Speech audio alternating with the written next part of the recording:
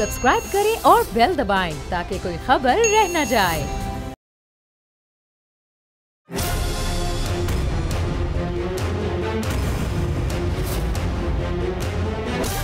From the Islamabad studios of Bold Network, it's time for Jameel Farooqi on National Debate.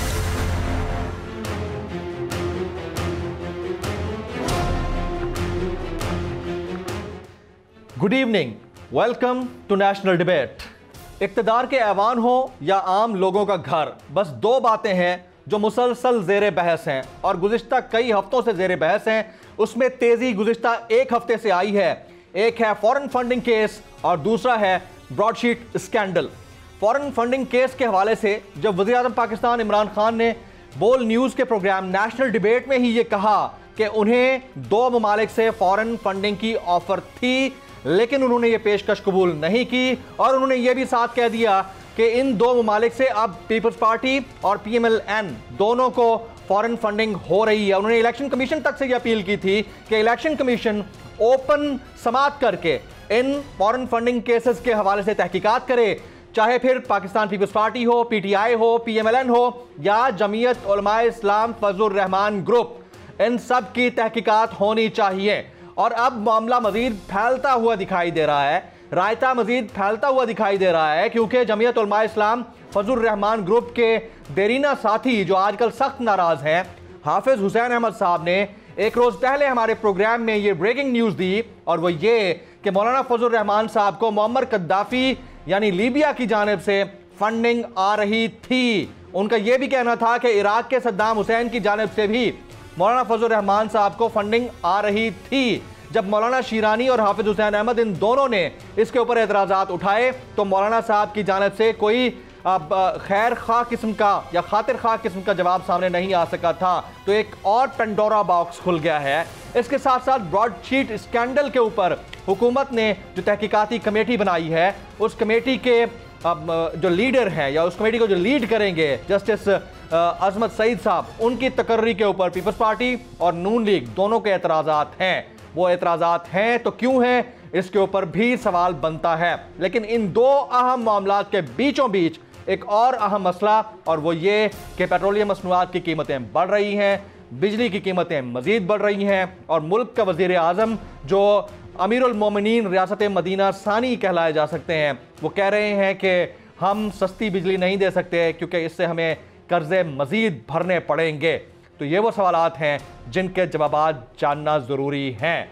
Agenda on the national debate पर बात करने से पहले हम बात करेंगे ट्रेंडिंग टुनाइट की। ट्रेंडिंग टुनाइट आज का हमारा हैशटैग है ब्रॉडशीट स्कैंडल। Broadsheet scandal. मुझे जमील फारूकी कहते हैं। आप मेरा प्रोग्राम नेशनल डिबेट बोल न्यूज़ पर मुलाहिजा करते हैं। ऑन द डिबेट टुनाइट आज के हमारे मुअज़्ज़ज़ मेहमानान जनाब नज़ीर लगारी साहब, सीनियर तज्ज़ियाकार और एडिटर इन चीफ बोल नेटवर्क, ब्रिगेडियर हारिस नवाज साहब, मारूफ तज्ज़ियाकार, आपका ताल्लुक दिफा से है, और मलिहा हाशमी साहिबा, पाकिस्तान की मारूफ ब्लॉगर तज्ज़ियाकार, आज के इस शो में हमारे साथ होंगी। मैं अपने तमाम गेस्ट पैनलिस्ट को प्रोग्राम में खुश आमदीद कहता हूँ। सबसे पहला सवाल मेरा जनाब नज़ीर लगारी साहब से होगा। लगारी साहब, बहुत शुक्रिया आपके वक्त के लिए। मेरे सामने अखबारात रखे हैं और वैसे तो मामला फॉरेन फंडिंग केस और ब्रॉडशीट स्कैंडल का चल रहा है, लेकिन प्राइम मिनिस्टर का एक बयान मेरे सामने है। वो कहते हैं बिजली सस्ती रख कर मुल्क पर कर्जे नहीं चढ़ा सकते, और हाल ही में ₹1.95 बिजली की फ़ी यूनिट कीमत में इजाफा हुआ है। तो ये मुल्क का वज़ीर आज़म है जो हमेशा ये कहते रहे कि अवाम की फलाह के लिए वो बढ़ चढ़ कर काम करेंगे, और अब इस तरह की तावीलें सामने आ रही हैं। Sir, your take on this Nazir लगारी साहब। असल में जो आलमी मालियाती इदारे हैं वो डिक्टेट कर रहे हैं और ये उनकी डिक्टेशन ले रहे हैं। आलमी मालियाती एजेंडों जो इदारे हैं उनका एजेंडा ये है कि पाकिस्तान की इकनॉमी ग्रो ना करे, पाकिस्तान के लोग सेल्फ सफिशिएंट ना हो, पाकिस्तान के लोग जो हैं उनके ऊपर इतना प्रेशर रहे और उनके ऊपर उनकी इकनॉमी पर इतना बड़ा प्रेशर रहे कि लोगों का सांस लेना दो बार हो जाए और उनके कर्जे बढ़ते चले जाएं। और आपको कहते हैं कि जनाब अपनी करेंसी को डिवैल्यू करें, वो डिवैल्यू करते हैं तो कर्जे आपके और रुपयों की मद में तो फिर बहुत ज़्यादा बढ़ते चले जाते हैं, और उसी हिसाब से आपको डॉलर भी मार्केट में उसी तरह मिलेंगे। तो एक बहुत बड़ा एक घन चक्कर है और एक बहुत बड़ा एक विशेष सर्कल है आलमी इदारों का। आलमी इदारे आपको नहीं आगे बढ़ने देंगे, और अगर ऐसी हुकूमत होगी जो डिक्टेशन पर काम करती होगी, जो आलमी इदारों की डिक्टेशन पर अपने लोगों की ज़िंदगी को कठिन कर रही होगी, तो हम क्या करेंगे उस हुकूमत का? उस हुकूमत ने जितने वादे किए थे सब ऐसे हुए कि हवा में उड़ गए। इस हुकूमत के तमाम दावे हवा में उड़ गए। इस हुकूमत ने जो अपने माहिरीन बिठाए थे, मालूम हुआ कि वो माहिरीन उनके पास थे ही नहीं, सिर्फ कहानियाँ थीं, और कहानियाँ अब भी वो चलाने की कोशिश कर रहे हैं। एक्चुअली एक नाअहल, नालायक और एक ऐसी हुकूमत मुल्क पर बरसरेकदार आ गई है जो अपनी कारकर्दगी के एतबार से पाकिस्तान की 73 सालों में बनने वाली तमाम हुकूमतें बाशमूल जनरल याहिया खान की हुकूमत से भी गई गुजरी, और नाअहल और नाकारा हुकूमत है। इससे कुछ डिलीवर नहीं होगा। ये हुकूमत आवाम की ज़िंदगी के बारे में बिल्कुल परेशान नहीं है। बस एक बात उनको कहनी है कि पाकिस्तानियों घबराना नहीं है, हम आपकी सांस निकाल रहे हैं, हम आपका जीना दो भर कर रहे हैं, हम आपकी आखिरी सांसें जो हैं उनको भी तोड़ रहे हैं, और आपके खून का आखिरी कतरा निचोड़ने के लिए पूरी कोशिश कर रहे हैं, लेकिन आपने घबराना नहीं है। ये है इस हुकूमत की सूरत हाल। राइट, यही बात मैं ब्रिगेडियर हारिस नवाज साहब की तरफ लेके चलता हूँ। ब्रिगेडियर साहब, घबराना नहीं है का मंत्रा ये तो हम सुनते आ रहे हैं, एक अरसे से सुनते आ रहे हैं, और पब्लिक जो यकीनन घबराई हुई भी है, परेशान भी है, और ख़ास तौर पर 2021 के अंदर अगर मेडिसिन्स लेने के लिए किसी को तकलीफ़ का सामना करना पड़ता और वो रिक्वेस्ट करे कि खुदारा इसकी कीमतें तो थोड़ी सी कम कर दो, तो वो किससे सवाल करे? ये महंगाई माफिया की वजह से है या सिर्फ IMF की वजह से है ब्रिगेडियर साहब? देखें जमील, बात यह है कि मैं बिल्कुल लगारी साहब की बहुत रिस्पेक्ट करता हूँ, हमारे सीनियर भी हैं जी, लेकिन मैं थोड़ा तुमसे इस बात में डिफर करूँगा। बात यह है जी देखें, बिल्कुल जो इंटरनल डोमेस्टिक प्राइसेस हैं वो तो जाहिर है कि गवर्नेंस की वजह से हैं, देयर इज नो डाउट कि उसमें प्रोविंशियल गवर्नमेंट्स भी हैं, और उसके बाद price control committee, deputy commissioner, they not playing the part. But as far as ये जो हैं प्राइस इलेक्ट्रिसिटी वगैरह की है, अब देखें प्रॉब्लम ये है कि अगर आप अभी भी सब्सिडी देते जाएंगे तो फिर वही बात है कि आपके लोन बढ़ता जाता है। एक किसी तरीके से भी हुकूमत जो पिछले ये 10 साल से जो नुकसान हुआ उसकी वजह से जो भी प्रॉब्लम इनको आई, जो दे कुड नेवर फोरसी कि इतने हालात मईशत के ख़राब होंगे जब इन्होंने टेक ओवर किया। अब इशू ये है कि अगर आप ये प्राइस नहीं बढ़ाते हैं, आप अपने पास सब्सिडी देंगे तो फिर आपका कर्जा बढ़ता जाएगा।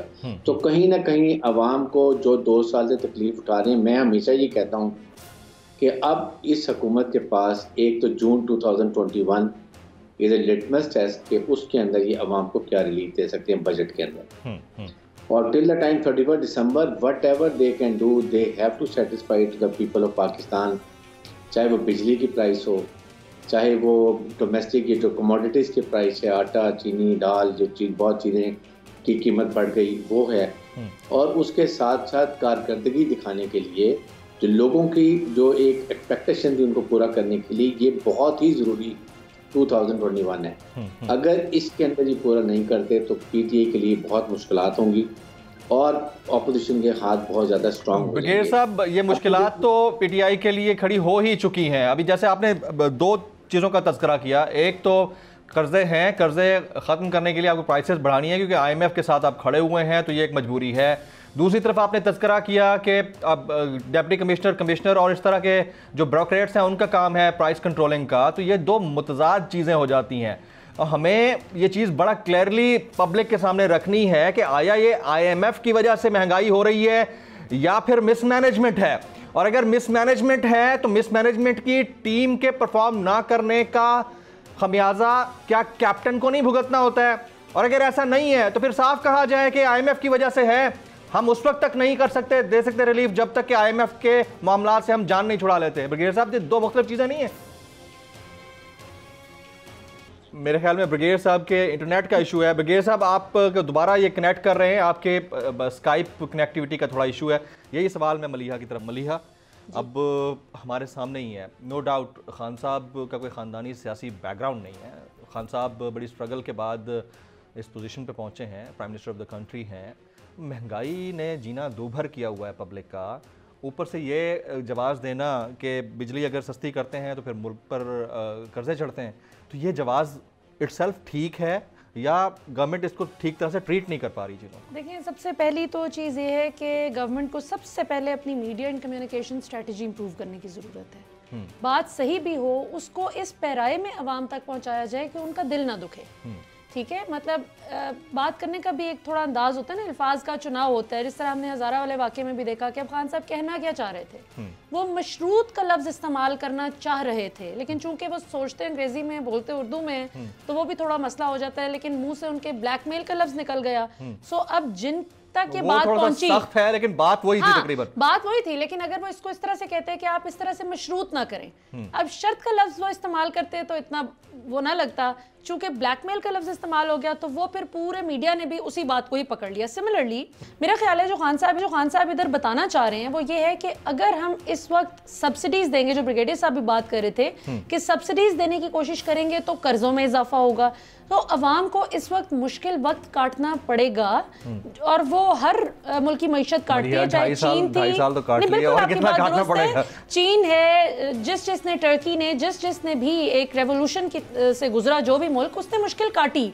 लेकिन हैविंग सेड दैट, मुझे ये लगता है कि IMF वाला और ये कर्जों वाले चक्कर से ज्यादा ये तो 30% है, 70% मसला आपका मिसमैनेजमेंट का है। आपसे ब्यूरोक्रेसी कंट्रोल नहीं हो रही। और जब मैं कहती हूं उसका डिस्क्रेडिट किसका है? क्रेडिट अगर कैप्टन का है तो डिस्क्रेडिट किसका है? 100% पाकिस्तान तहरीक इंसाफ की हुकूमत का डिस्क्रेडिट है कि आपको अभी तक ब्यूरोक्रेसी को कंट्रोल नहीं करना है। और जब मैं लफ्ज कंट्रोल इस्तेमाल करती हूँ तो बड़ा केयरफुली इस्तेमाल करती हूँ। ये वो नहीं है जिनको आपने हैंडल करना है या मैनेज करना है, आपने इनको कंट्रोल करना है। मैं खुद जानती हूँ कई ब्यूरोक्रेट्स को जो खुद मुझे सवा साल पहले बता चुके हैं और बड़े सीनियर पोजीशंस पे बैठे हुए लोग इस्लामाबाद में, उन्होंने कहा जी ऐसी सारे सेक्शन ने मिलके फैसला कीता है, उत्ते दी फाइल थले दी फाइल उत्ते कमाई रखो। Yes, we are not going to do anything. अच्छा मलिया, आपकी इजाजत से मैं ब्रिगेडियर साहब का जवाब कंप्लीट सुन लूं। ब्रिगेडियर साहब, आपको सवाल मैंने थ्रो किया था, 2 डिफरेंट एंगल्स बताए थे, आपका स्काइप कनेक्टिविटी का इशू था, आप प्लीज वहीं से कंटिन्यू कीजिएगा, आप क्या कहना चाह रहे थे? लेकिन जमीन, मैं ये बात कर रहा हूँ, बिल्कुल वो बिजली की प्रॉब्लम IMF रिलेटेड है, उसमें government can't do much about it. लेकिन इसके अंदर गुड गवर्नेंस चाहिए है। इसमें कोई एक्सक्यूज नहीं है कि आप चीनी को और गन्नम को पहले एक्सपोर्ट कर दें, उसके बाद आपके पास पता चले शॉर्टेज होगी, फिर आप इम्पोर्ट करें और चीनी 100 से ऊपर चली जाए, फिर प्राइसेस लेकर आएँ। इस वक्त भी यही क्राइसिस होगा कि आप चीनी मंगवा रहे हैं, जो मिल वाले हैं, वो जो ग्रोअर्स हैं, उनसे गन्ना सस्ता लेना चाह रहे हैं बिकॉज दे आर थिंकिंग की चीनी सस्ती हो जाएगी। तो this is a big problem. Issue ये है, बिल्कुल मलिया की जो मैं बात सुन रहा था, यही एक्चुअल स्टोरी है कि आपके ब्यूरोक्रेट्स का ट्रस्ट नहीं है।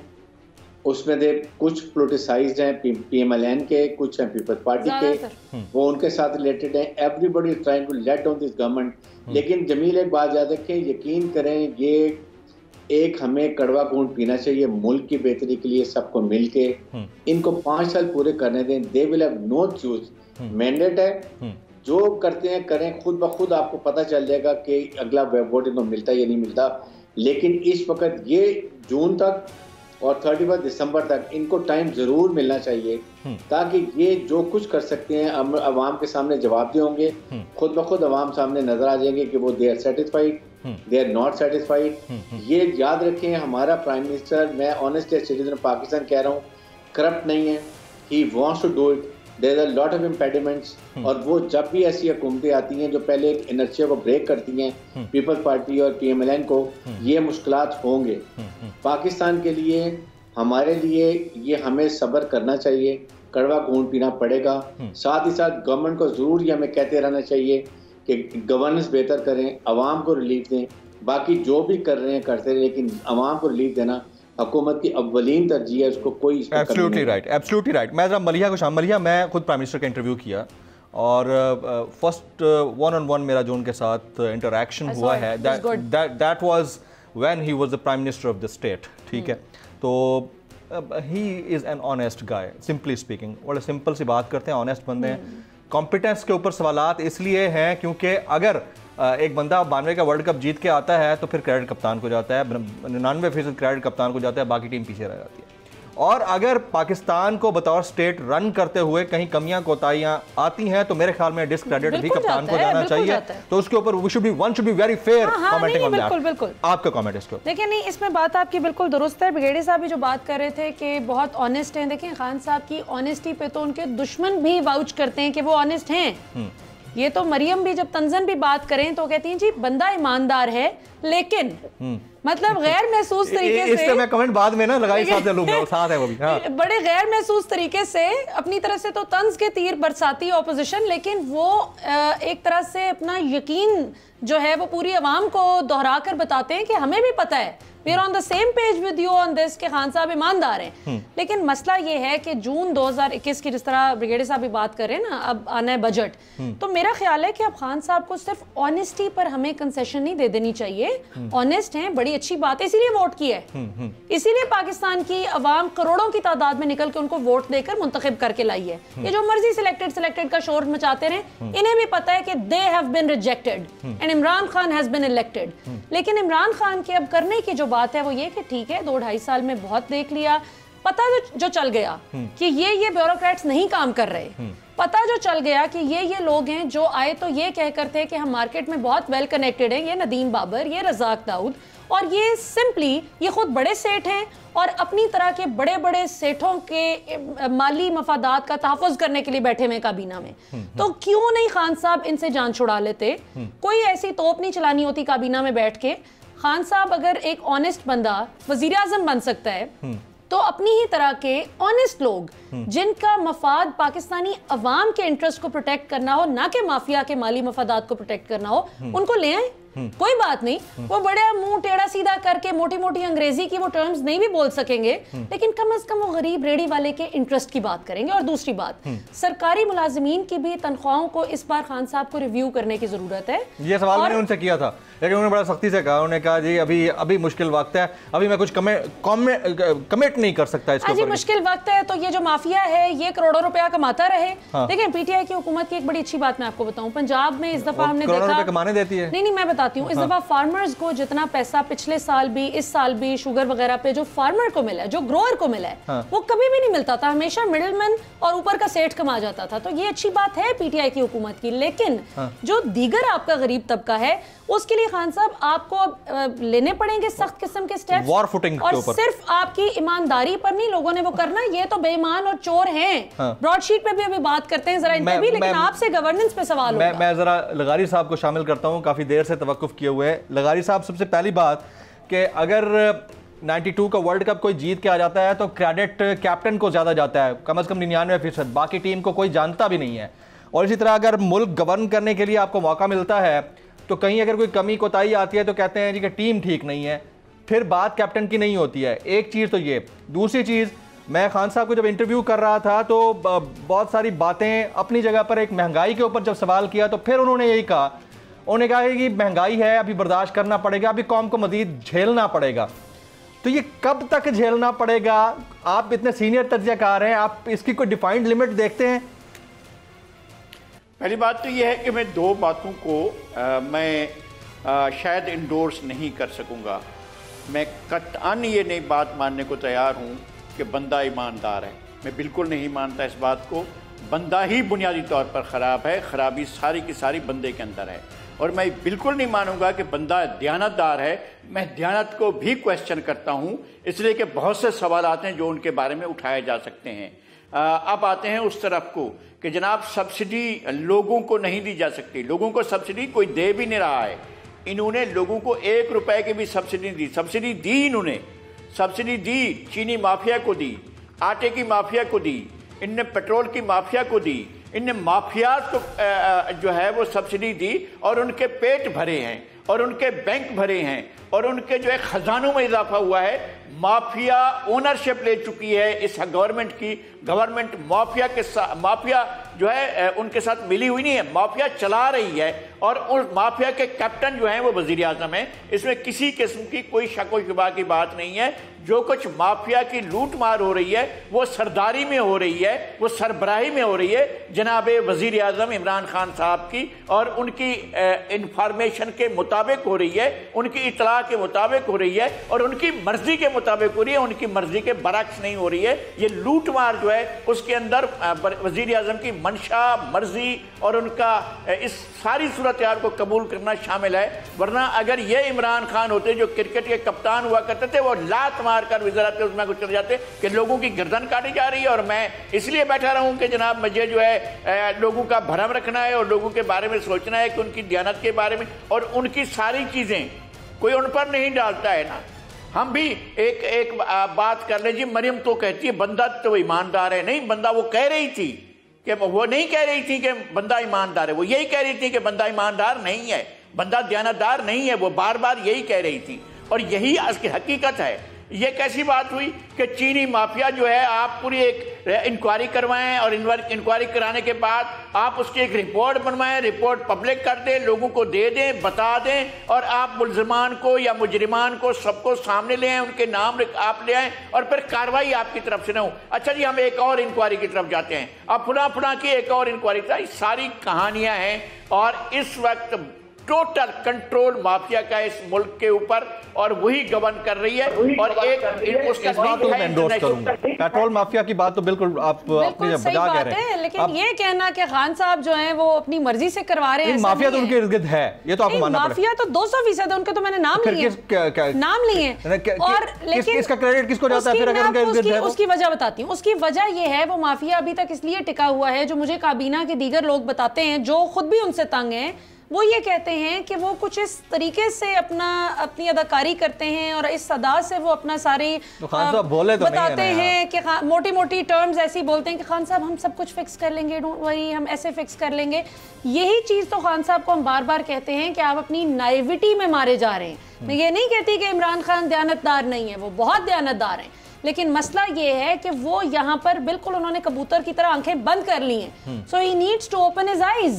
ये इस तरह से निजाम नहीं चलेगा। कमेंट हारिस साहब से, ब्रिगेडियर साहब, अगर मलिया के कमेंट को ही मद्देनजर रखा जाए कि कबूतर की तरह आंखें बंद की हुई हैं और हैं तो बड़े दयानतदार, लेकिन लोग उनकी नाइविटी से फायदा उठा जाते हैं, अगर ऐसा है तो इसमें भी तो कसूर बहरकैफ फिर उसी शख्सियत का है जो भोला बन जाता है सबके आगे।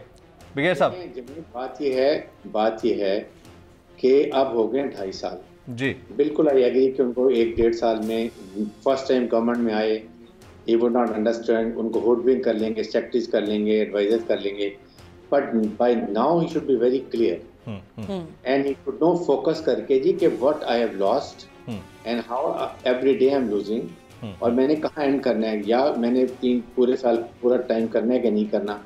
उस ये नदीम जैसे लोग जो कि बहुत एडवाइजर ऐसे हैं, even I would go Razak Dawood, ये लोग ठीक हैं, इनको आप इस वक्त आपके बड़े अच्छे एडवाइजर हैं जो कारोबार में भी नहीं है, दे अंडरस्टैंड एवरीथिंग, सो आप उनको एडवाइजर ले आए जो कि जिनका कॉन्फ्लिक्ट ऑफ इंटरेस्ट नहीं होना चाहिए, only then you can do. आपके सामने उस दिन बैठे हुए वो बात कर रहे थे, एक दानिश साहब जो रिजाइन किया था वापस ज्वाइन किया है जी, वो इतने आराम से मंशा का नाम ले रहे हैं जी, वो मुझे मेरे खिलाफ हुए हैं, मुझे ये कर रहे हैं, ऐसे बातें कर रहे हैं। ये चीजें आपको किसी का डर नहीं होना चाहिए। वो एडवाइजर लाएं who is unflinching, beyond reproach और अपना पाकिस्तान और उनकी टीम का हिस्सा बन के उनके विजन के मुताबिक। लेकिन ब्रिगेडियर साहब वो एडवाइजर लाएं जो मरीख पे पाए जाते हों और वो वजीर बनाएं जिनको आप चपरासी भी नहीं रखना चाहते थे, उनको वजीर दाखिला बना दें। सर ये भी तो ज्यादती है ना ब्रिगेडियर साहब। पाकिस्तान में मौजूद हैं, पाकिस्तान में बहुत लोग अच्छे हैं, उनको नाम बताए नहीं जा रहे हैं। पाकिस्तान में कोई कमी नहीं है किसी अच्छे लोगों की जो काम को समझते हैं, डिलीवर कर सकते हैं और वो बिल्कुल बियॉन्ड रिप्रोच लोग हैं। इशू ये है कि जब उनको रिकमेंडेशन ही ऐसी नाम की होती है then he dependent on them, ये प्रॉब्लम है। और फिर हमारे मिनिस्टर माशाल्लाह ऐसी मैच्योरिटी उनकी है कि अभी ये पीडीएम के चक्कर में भी वो इतना लोगों को इंस्टिगेट करते हैं कि वो बाद में प्रॉब्लम हो जाती है। अभी आप ये देख लें कि क्या इमरान खान साहब ने पीडीएम से निगोशिएट करने के लिए कोई टीम बनाई है, आपने कोई अच्छी स्किल, कम्युनिकेशन स्किल वाली टीम बना के कहा जी हमने तैयार हैं, अब आप आज बात करें। एनआर क्यों जिक्र करते हैं? आप कहें जी we come discuss anything and when you sit cross the table so say no, हम करप्शन की बात, ये जो नैब के केसेस को हम नहीं छेड़ेंगे, बाकी हमारे से बात करें, then they will be on the back foot के जी हमने करप्शन की वजह से हमने टीम नेगोशिएशन हुई है। बट आप नारा सारे मिनिस्टर लगा रहे हैं एनआरओ, भाई आप डिस्कस तो करें। हो सकता है कि आपकी कई चीजें आपके इलेक्टोरल रिफॉर्म हो जाएं, आपके और जो चीजें इशू चल रहे हैं वो हो जाए। ब्रिगेड साहब आपके इसी कमेंट के ऊपर मैं एक यहाँ पर ब्रेक लेना चाहूँगा। बहुत तो एक ब्रेक के बाद जब वापस आएंगे तो एक बड़ा ही अजीब सा सवाल जो सोशल मीडिया पर बार बार पूछा जा रहा है और पूछना बनता है, क्योंकि सेकंड लास्ट कैबिनेट मीट के अंदर प्राइम मिनिस्टर ने बड़ी सख्ती से कहा था कि यहाँ से खबरें लीक होती हैं, खबरें लीक नहीं होनी चाहिए। उन्होंने ये भी कहा था कि अब तर्जुमानों और वज़रा को रखने या हटाने का फ़ैसला मैं करूँगा। तो इसमें एक बहुत बड़ा क्वेश्चन है, और क्वेश्चन ये है कि अब अगर आप फैसले करेंगे तो इससे पहले फ़ैसले कौन कर रहा था? After this break.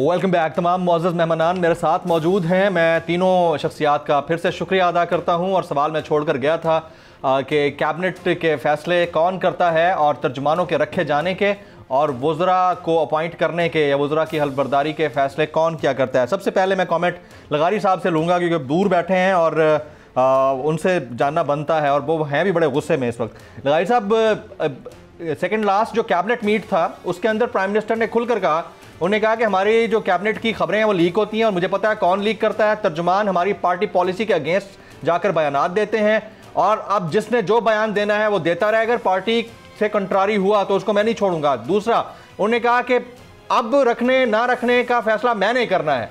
तो ये लफ्ज़ जो अब और रखने ना रखने का फैसला मैंने करना है, इससे यहाँ सवाल ये बनता है कि क्या पहले फैसले कोई और कर रहा था? Your comment on this sir, लगारी साहब। असल में यही एक सवाल है जो बेसिकली उन्हें डिस्क्वालीफाई करता है।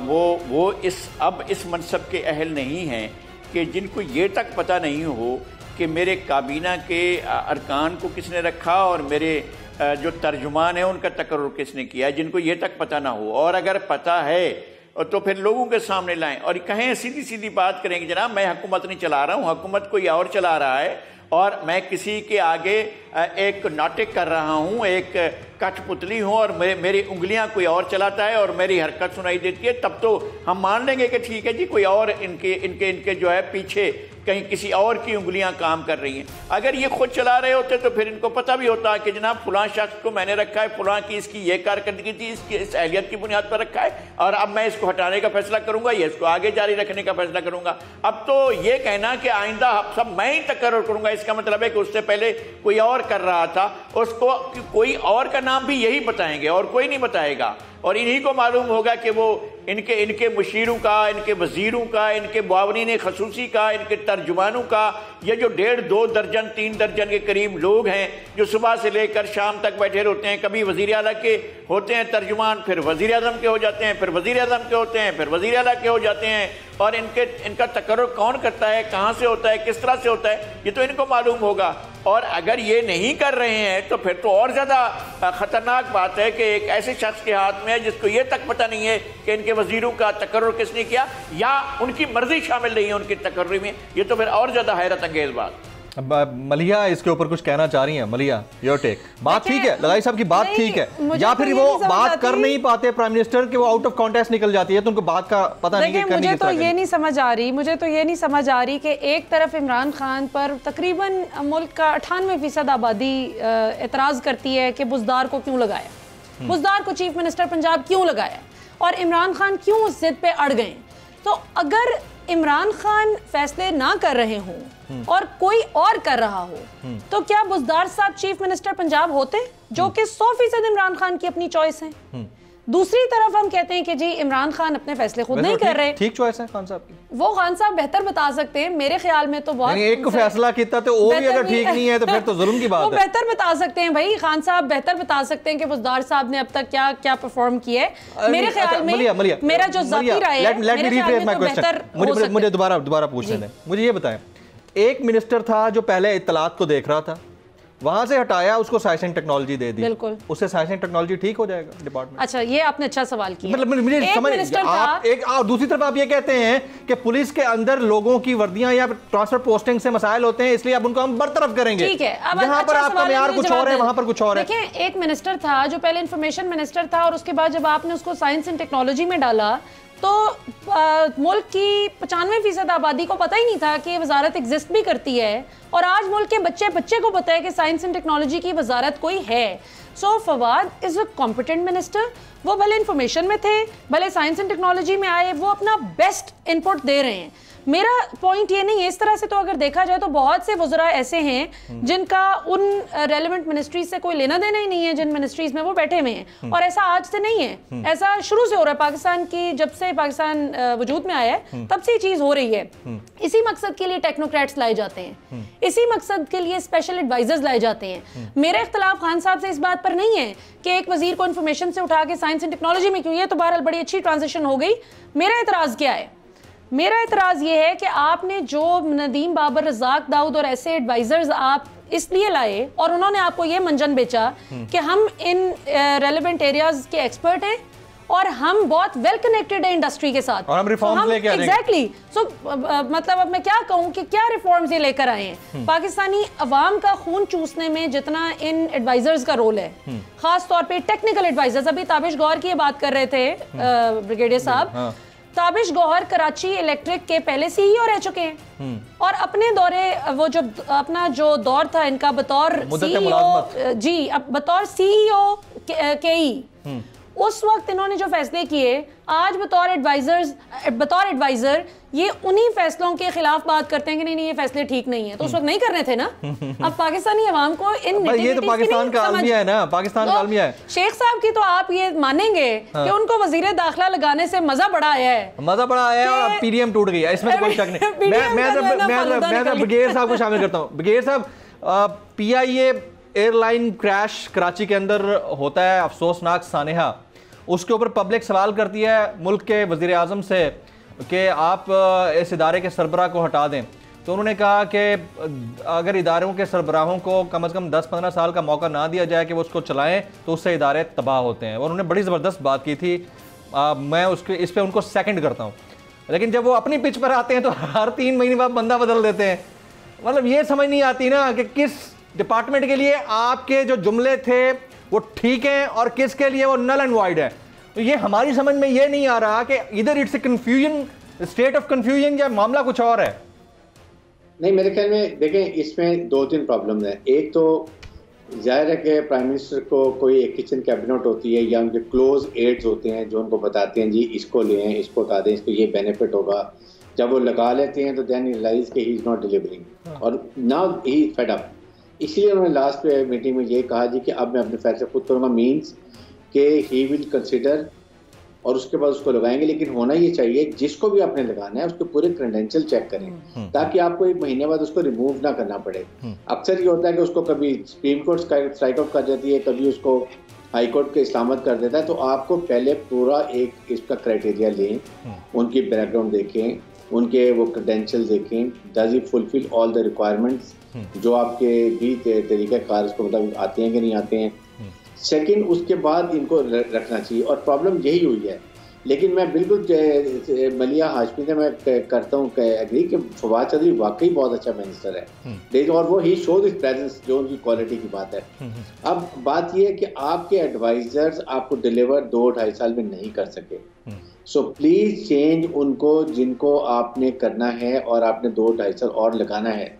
ये नहीं लगाएंगे 3 महीने के बाद फिर चेंज करें। सो बी वेरी केयरफुल, सिलेक्ट करें और उसके बाद उनको चेंज करें। हेस्टली डिसीजन लेंगे तो उसमें आपको प्रॉब्लम होंगी और होती रही हैं। अदरवाइज मैं आपको अभी भी कहता हूं कि प्राइम मिनिस्टर पाकिस्तान को we should support him, Pakistan के बेस्ट इंटरेस्ट के अंदर, इसलिए कि वो अभी अगर इंटरनेशनली देखें तो स्टेचर बहुत पाकिस्तान का बेहतर हुआ है। लोग पाकिस्तान को सुनना शुरू कर दिया है, पाकिस्तान में ट्रस्ट करना शुरू कर दिया है, जो कि पहले उनको जो आप करप्ट लीडरशिप होती है तो उसको लोग लगती थी पहले कि वो उनको टेक इट फॉर ग्रांटेड कि जी ये इनको तो हम ये लालच देंगे, ये कॉन्ट्रैक्ट देंगे, ये देंगे, ये आप फैसले कर देंगे। Here that is not the case. और इसी वजह से आपने ट्रम्प ने देखेंगे कितना डिफिकल्ट इंसान था, बट प्राइम मिनिस्टर से he was happy with him.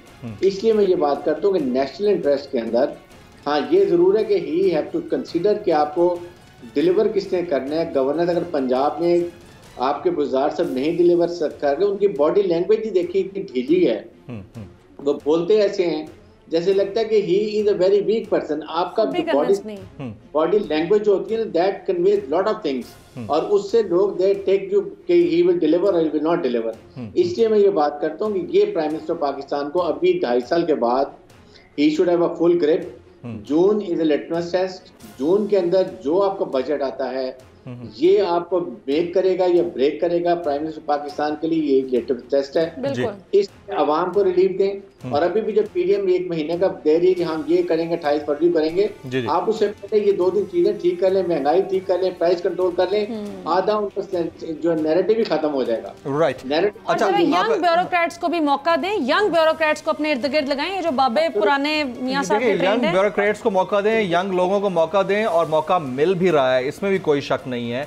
Anchors के अंदर यंगस्टर्स को भी मौका मिला है सामने बैठने का, तो इसमें कोई शक नहीं है। खान की नज़र हर जगह पर है, बट डिलीवरेंस कहाँ है? पूरा नहीं होता तो क्या सियासी शहादत का मौका देकर हम फिर एक और गुब्बारे में हवा भर रहे होंगे? और अगर मौका मिल जाता है तो क्या खान साहब 5 साल के बाद इस पोजीशन में होंगे कि पब्लिक से जाकर पहले से ज़्यादा वोट ले पाएँ? ये वो सवालात हैं जिनके ऊपर बात करना बनती है। और बात करना ये भी बनती है कि ब्रॉडशीट के मामले के ऊपर अपोजिशन को जस्टिस अजमत सईद साहब की तकर्री के हवाले से क्यों एतराज़ है। After this break.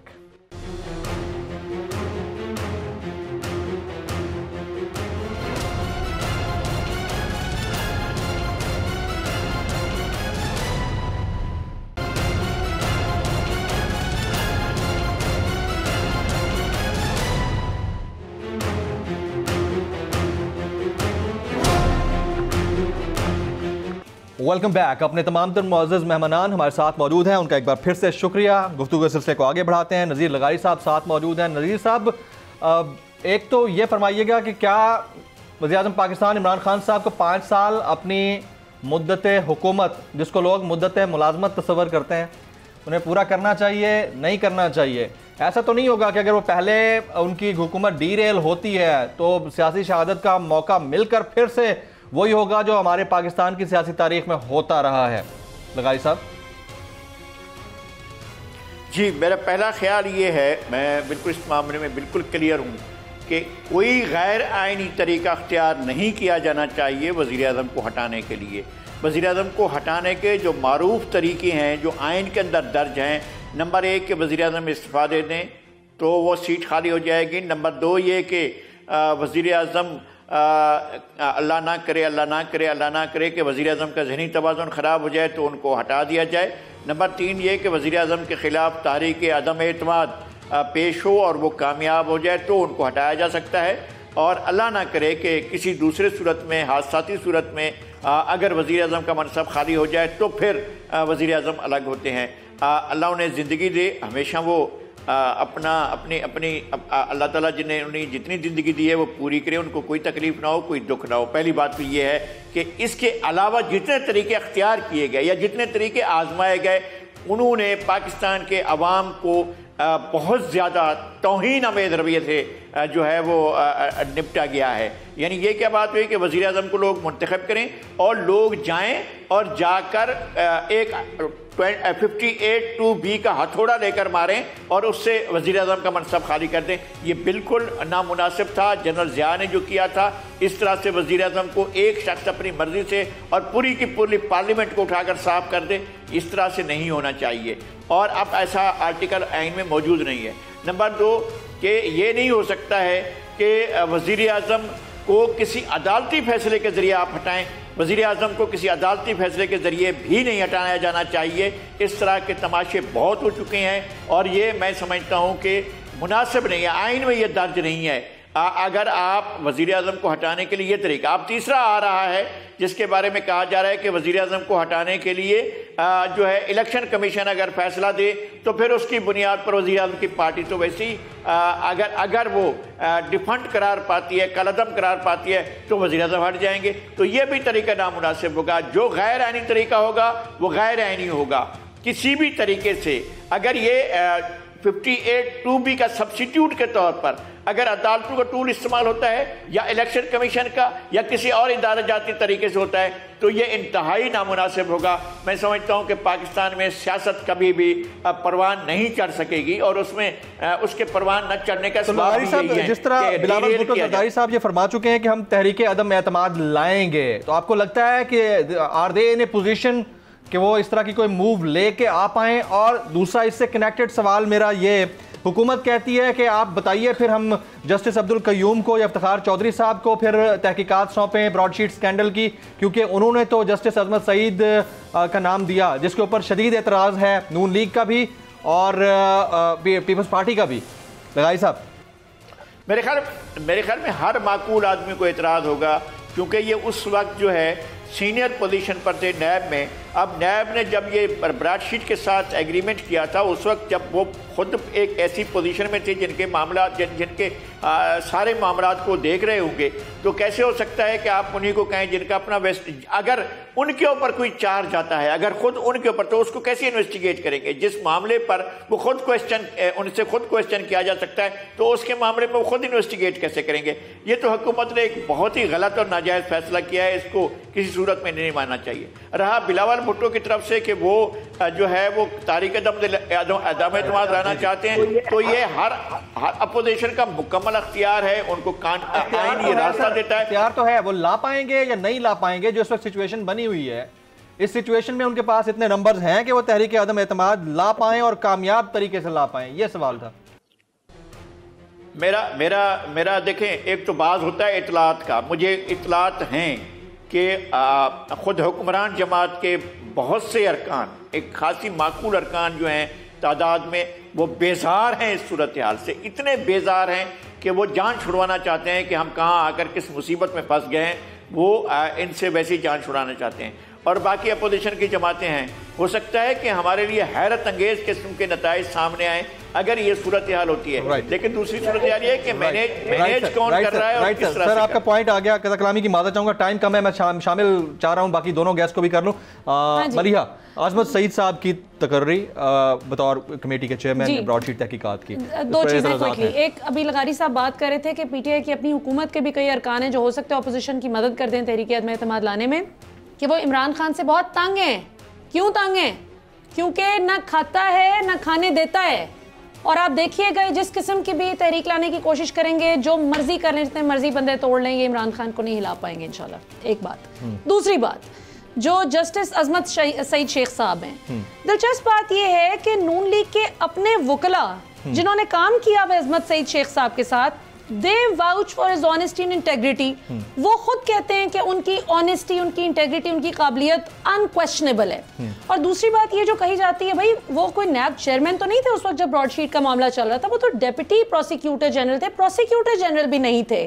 और सबसे जरूरी बात जो पाकिस्तानी अवाम के समझने की है वो ये कि जो कहा जाता है कि जी 5 जजेस जो थे पैनामा केस के, चूंकि उनमें जस्टिस अजमत सईद शेख साहब शामिल थे मियाँ साहब को नाअहल करने वालों में, लिहाजा वो मियाँ साहब के खिलाफ बाइस्ड हैं।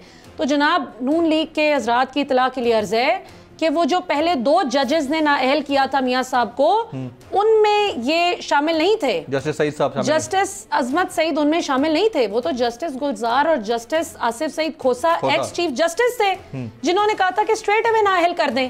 जब ये ऐसे विक्ट्री के साइन बनाते थे और उस पर मीम्स बनी कि सिर्फ 2 जजेस ने नाअहल किया है, वो 3 जजेस उन 5 में से जिन्होंने कहा था कि मजीद तहकीक करें, स्ट्रेट अवे नाअहल ना करें, मजीद तहकीक करें जॉइंट इन्वेस्टिगेशन टीम बनाकर। जस्टिस अजमत सईद शेख तो वो थे जिन्होंने ये बात की कि मजीद तहकीक करें, मियाँ साहब को बेनिफिट ऑफ द डाउट मिलना चाहिए। अब मजीद तहकीक में मियाँ साहब पक्का उड़ गए तो इसमें जस्टिस अजमत सईद शेख साहब का कसूर नहीं।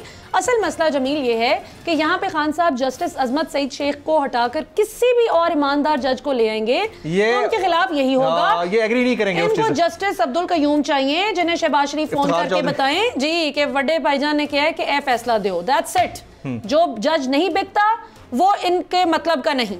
जो जज ईमानदारी से मेरिट पर फैसला देता है वो गलत है इनकी नजर में। जो मियां साहब की करप्शन पर सवाल करे और अपने जमीर का सौदा करने से इनकार कर दे, वो जज भी बुरा, वो ब्यूरोक्रेट भी बुरा, वो सियासतदान भी बुरा, वो एंकर भी बुरा, वो हर शख्स बुरा जो इनके आगे बिके। मैं ब्रिगेडियर साहब को शामिल करता हूँ। ब्रिगेडियर साहब, ये एक अजीब सी हमारे यहाँ रविश चल पड़ी है, वो ये कि अपोजिशन और गवर्नमेंट दोनों एक पेज पे होनी चाहिए किसी भी तहकीकाती कमेटी बनाए जाने के लिए। अजीब सा सवाल है यानी।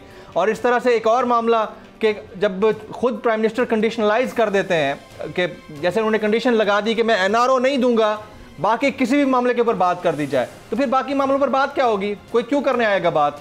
तो ये समझ से बाहर है कि हमारी थर्ड वर्ल्ड कंट्रीज की पॉलिटिक्स में एक तो अगर किसी काम की तहकीकात के लिए कोई बंदा रखना है तो वो उस मुल्ज़िम से पूछ कर रखना है कि उसकी मर्जी का बंदा होना चाहिए। और दूसरा, जो गवर्नमेंट कुछ करना चाह रही है वो गवर्नमेंट कहती है कि हाँ मैं इस टॉपिक पे तेरे से बात नहीं करनी है, बाकी पे मैं बात करने के लिए रेडी हूँ। लेकिन मेरी समझ से ये चीजें आउट ऑफ क्वेश्चन है सर। क्यों होता है हमारी पॉलिटिक्स में? लेकिन जमील, मैं ये कहता हूँ, मैंने पहले भी ये बात की थी कि आप सिंपल कह दीजिए we want to negotiate everything national issues के ऊपर आ जाएं, आगे बैठेंगे। अगर वो बात करें जी कि हमारे ये केसेस खत्म होने, कह दो ये नहीं होगा, बाकी तो बात करें, और फिर वो PDM will be on the back foot. एक तो ये हो गया।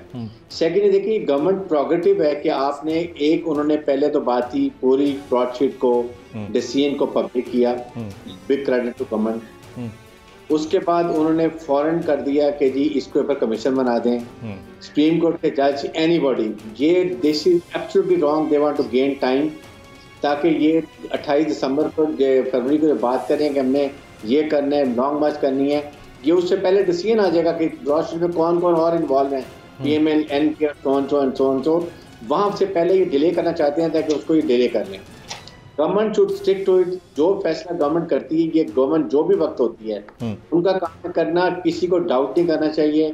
ये बड़ा क्लियर है। ही नोज नैब, इन्होंने पूरा केस भी पढ़ा है पनामा का, इनको नैब के केस का भी पता है। He is the right person to decide, और उसके बाकी टीम जो बना दी गई है वो गई है। लेकिन इमरान खान को देखें, 31 दिसंबर में बार बार कहता हूँ, इस वक्त तक जो कुछ कर सकते हैं ठीक करें, हालात ठीक करें, आवाम को खुश करें। मैं तो यहाँ तक जाऊंगा कि अगले साल 2002 में 1 साल पहले ये जनरल इलेक्शन करा दें, और अगर ये 2/3 मेजोरिटी ले लेते हैं, then he should make all changes जो सही करने के लिए, चाहे वो एब्सोल्युटली राइट। जनाब ब्रिगेडियर हारिस नवाज साहब, सर आपने काफ़ी देर आपने तवक्कुफ भी किया, आपका बहुत बहुत शुक्रिया। नज़ीर लगारी साहब, सर आपने वक्त निकाला, आपका बहुत बहुत शुक्रिया। और मलिहा हाशमी, माशाल्लाह बड़ी वाइब्रेंट एनालिस्ट एंड ब्लॉगर, आप कोविड-19 पेंडेमिक के बावजूद स्टूडियो तशरीफ़ लाई, आपका बहुत बहुत शुक्रिया। ख़वातीन हज़रात, जिस तरह ब्रिगेडियर साहब कह रहे थे कि 28 फरवरी का शायद उन्होंने तज़किरा किया कि कोई फ़ैसले होंगे और फैसले क्या हैं क्या नहीं है, तो मैं तो कहता हूँ 28 की जगह कोई 30 फरवरी कोई डेट कर लें डिसाइड, जिसमें प्राइम मिनिस्टर भी चले जाएं, जिसमें नए इलेक्शन का भी हो जाए, जिसमें सेनेट इंतखाबात भी हो जाएं, ताकि ये पब्लिक मर रही है, रो रही है, रुल रही है, बेचारी बड़ी परेशान हाल है, वो ये देख ही ना पाए डेट। तो प्रोग्राम से इतना ही। जमील फारूकी को इजाज़त दीजिएगा।